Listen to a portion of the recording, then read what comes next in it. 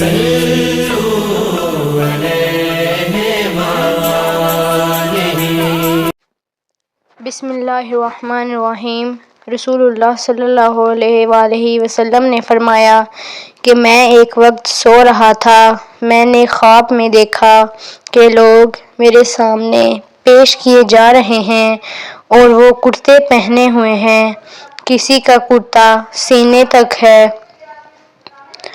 اور کسی کا اس سے نیچا ہے۔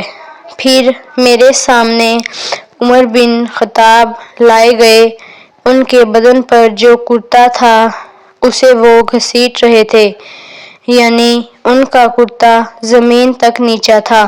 صحابہ رضی اللہ عنہ نے پوچھا کہ یا رسول اللہ، اس کی کیا تعبیر ہے؟ آپ نے فرمایا اس سے دین مراد ہے۔ صحیح بخاری حدیث نمبر 23۔ بسم اللہ الرحمن الرحیم۔ ایک دفعہ رسول کریم صلی اللہ علیہ وآلہ وسلم ایک انصاری شخص کے پاس سے گزرے، اس حال میں کہ وہ اپنے بھائی سے کہہ رہے تھے کہ تم اتنی شرم کیوں کرتے ہو؟ آپ نے اس انصاری سے فرمایا کہ اس کو اس کے حال پر رہنے دو، کیونکہ حیا بھی ایمان کا ایک حصہ ہے۔ صحیح بخاری حدیث نمبر 24۔ بسم اللہ الرحمن الرحیم۔ رسول اللہ صلی اللہ علیہ وآلہ وسلم نے فرمایا مجھے اللہ کی طرف سے حکم دیا گیا ہے کہ لوگوں سے جنگ کروں اس وقت تک کہ وہ اس بات کا اقرار کر لیں کہ اللہ کے سوا کوئی معبود نہیں ہے، اور یہ کہ محمد صلی اللہ علیہ وآلہ وسلم اللہ کے سچے رسول ہیں، اور نماز ادا کرنے لگیں اور زکوٰۃ دیں۔ جس وقت وہ یہ کرنے لگیں گے تو مجھ سے اپنے جان و مال کو محفوظ کر لیں گے، سوائے اسلام کے حق کے، رہا ان کے دل کا حال تو ان کا حساب اللہ کے ذمے ہے۔ صحیح بخاری حدیث نمبر 25۔ بسم اللہ الرحمن الرحیم۔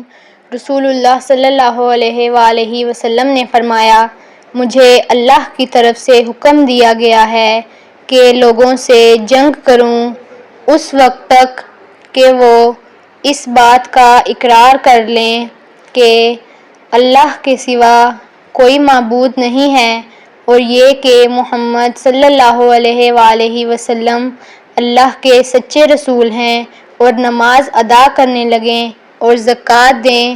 جس وقت وہ یہ کرنے لگیں گے تو مجھ سے اپنے جان و مال کو محفوظ کر لیں گے، سوائے اسلام کے حق کے، رہا ان کے دل کا حال تو ان کا حساب اللہ کے ذمے ہے۔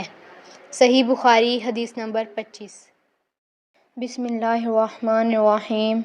رسول اللہ صلی اللہ علیہ وآلہ وسلم سے دریافت کیا گیا کہ کون سا عمل سب سے افضل ہے؟ آپ نے فرمایا اللہ اور اس کے رسول پر ایمان لانا۔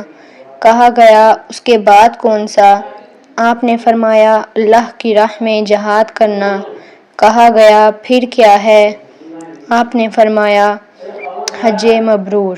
صحیح بخاری حدیث نمبر 26۔ بسم اللہ الرحمن الرحیم۔ رسول اللہ صلی اللہ علیہ وآلہ وسلم نے چند لوگوں کو کچھ عطیہ دیا اور ساتھ وہاں موجود تھے۔ وہ کہتے ہیں کہ رسول اللہ صلی اللہ علیہ وآلہ وسلم نے ان میں سے ایک شخص کو کچھ نہ دیا، حالانکہ وہ ان میں مجھے سب سے زیادہ پسند تھا۔ میں نے کہا حضور آپ نے فلاں کو کچھ نہ دیا، حالانکہ میں اسے مومن گمان کرتا ہوں۔ آپ نے فرمایا مومن یا مسلمان؟ میں تھوڑی دیر چپ رہ کر پھر پہلی بات دہرانے لگا۔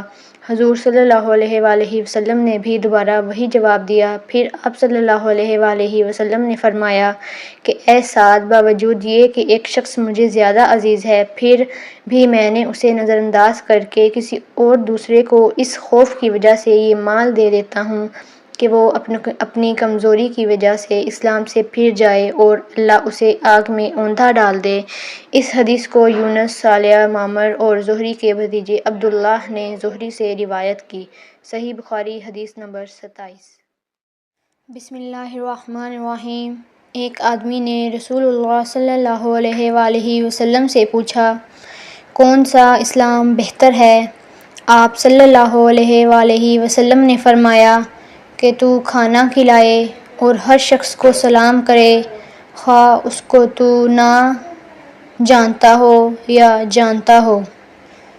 صحیح بخاری حدیث نمبر 28۔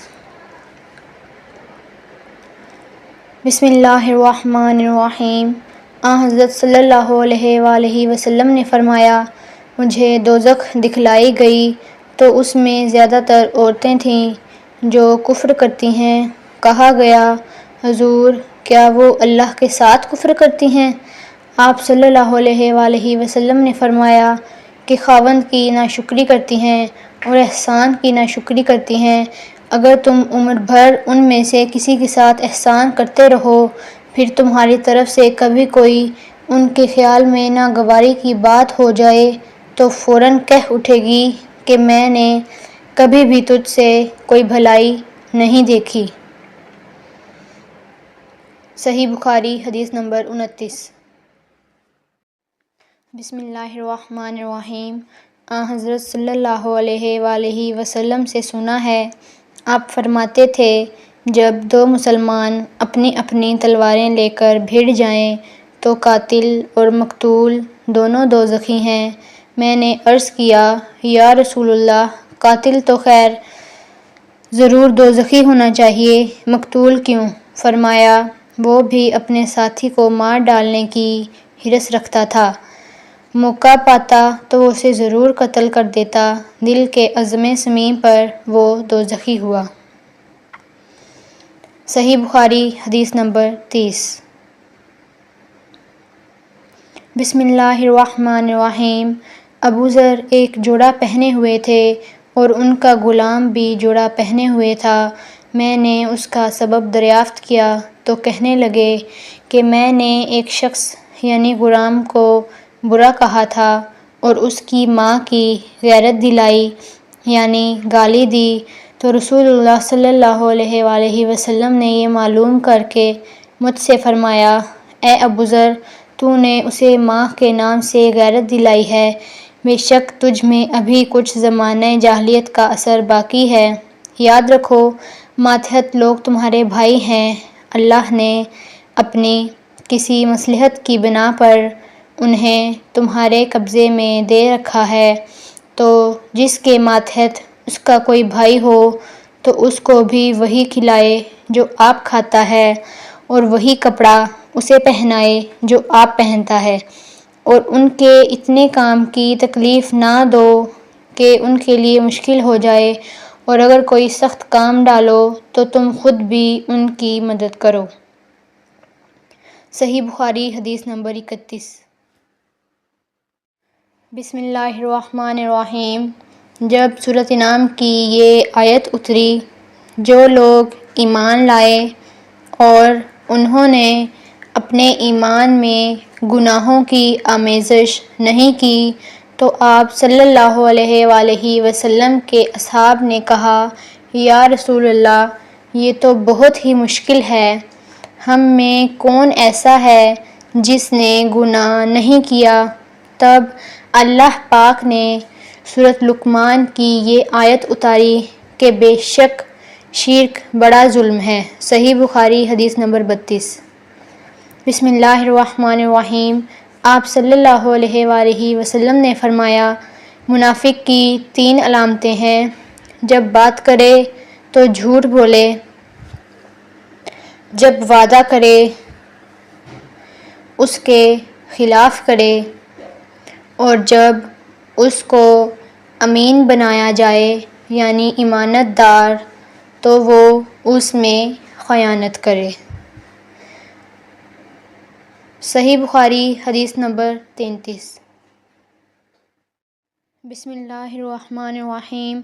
رسول اللہ صلی اللہ علیہ وآلہ وسلم نے فرمایا کہ 4 عادتیں جس کسی میں ہوں تو وہ خالص منافق ہے، اور کسی میں ان 4 میں سے ایک عادت بھی ہو تو وہ بھی نفاق ہی ہے، جب تک اسے نہ چھوڑ دے۔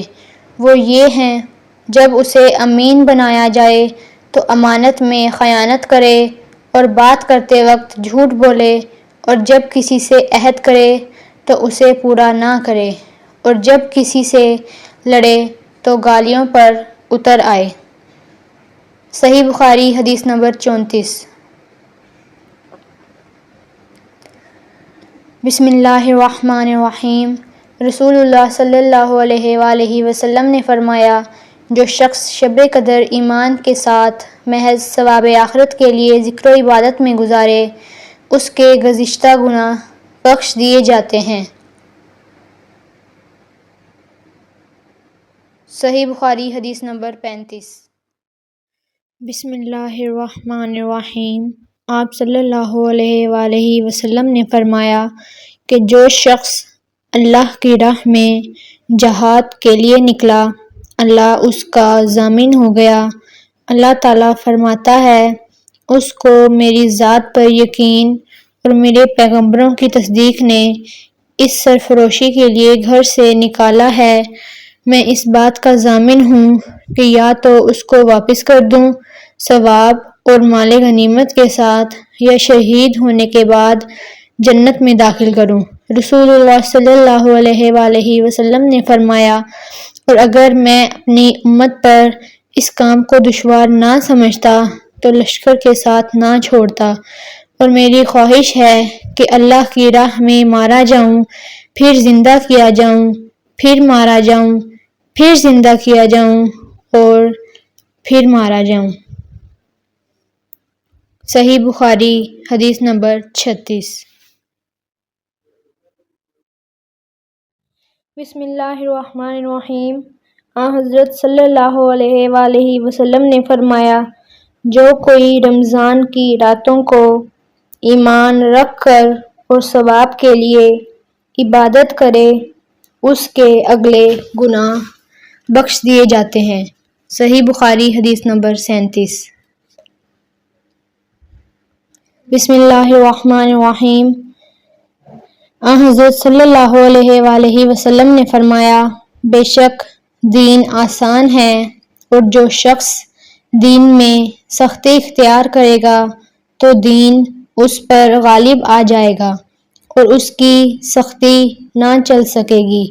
پس اس لیے اپنے عمل میں پختگی اختیار کرو، اور جہاں تک ممکن ہو میانہ روی برتو، اور خوش ہو جاؤ کہ اس طرز عمل سے تم کو دارین کے فوائد حاصل ہوں گے، اور صبح اور دوپہر اور شام کو کسی قدر رات میں مدد حاصل کرو۔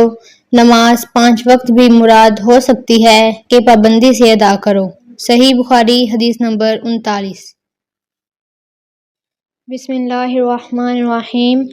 رسول اللہ صلی اللہ علیہ وآلہ وسلم جب مدینہ تشریف لائے تو پہلے اپنے ننھیال میں اترے جو انصار تھے، اور وہاں آپ نے 16 یا 17 ماہ بیت المقدس کی طرف منہ کر کے نماز پڑھی، اور آپ کی خواہش تھی کہ آپ کا قبلہ بیت اللہ کی طرف ہو۔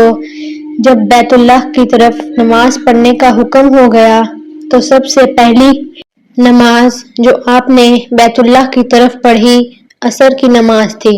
وہاں آپ صلی اللہ علیہ وآلہ وسلم کے ساتھ لوگوں نے بھی نماز پڑھی۔ پھر آپ کے ساتھ نماز پڑھنے والوں میں سے ایک آدمی نکلا اور اس کا مسجد بنی حارثہ کی طرف گزر ہوا تو وہ لوگ رکوع میں تھے۔ وہ بولا کہ میں اللہ کی گواہی دیتا ہوں کہ میں نے رسول اللہ صلی اللہ علیہ وآلہ وسلم کے ساتھ مکہ کی طرف منہ کر کے نماز پڑھی ہے۔ یہ سن کر وہ لوگ اسی حالت میں بیت اللہ کی طرف گھوم گئے، اور جب رسول اللہ صلی اللہ علیہ وآلہ وسلم بیت المقدس کی طرف منہ کر کے نماز پڑھا کرتے تھے، یہود اور عیسائی خوش ہوتے تھے، مگر جب آپ صلی اللہ علیہ وآلہ وسلم نے بیت اللہ کی طرف منہ پھیر لیا تو انہیں یہ امر ناگوار گزرا۔ ظہیر کہتے ہیں کہ ہم سے ابو اسحاق نے براہ سے یہ حدیث بھی نقل کی ہے کہ قبلہ کی تبدیلی سے پہلے کچھ مسلمان انتقال کر چکے تھے، تو ہمیں یہ معلوم نہ ہو سکا کہ ان کی نمازوں کے بارے میں کیا کہیں، تب اللہ نے یہ آیت نازل کی، وَمَا كَانَ اللَّهُ لِيُضِيعَ إِيمَانَكُمْ۔ سورۃ بقرہ آیت نمبر 143۔ صحیح بخاری حدیث نمبر 40۔ بسم اللہ الرحمن الرحیم۔ رسول اللہ صلی اللہ علیہ وآلہ وسلم نے ارشاد فرمایا کہ جب ایک بندہ مسلمان ہو جائے اور اس کا اسلام عمدہ ہو، یقین و خلوص کے ساتھ ہو، تو اللہ اس کے گناہ کو جو اس نے یعنی اسلام سے پہلے کیا معاف فرما دیتا ہے، اور اب اس کے بعد کے لیے بدلہ شروع ہو جاتا ہے، یعنی ایک نیکی کے عوض 10 گناہ سے لے کر 700 گناہ تک ثواب، اور ایک برائی کا اسی برائی کے مطابق بدلہ دیا جاتا ہے، مگر یہ کہ اللہ تعالیٰ اس برائی سے بھی درگزر کرے اور اسے بھی معاف فرما دے، یہ بھی اس کے لیے آسان ہے۔ صحیح بخاری حدیث نمبر 41۔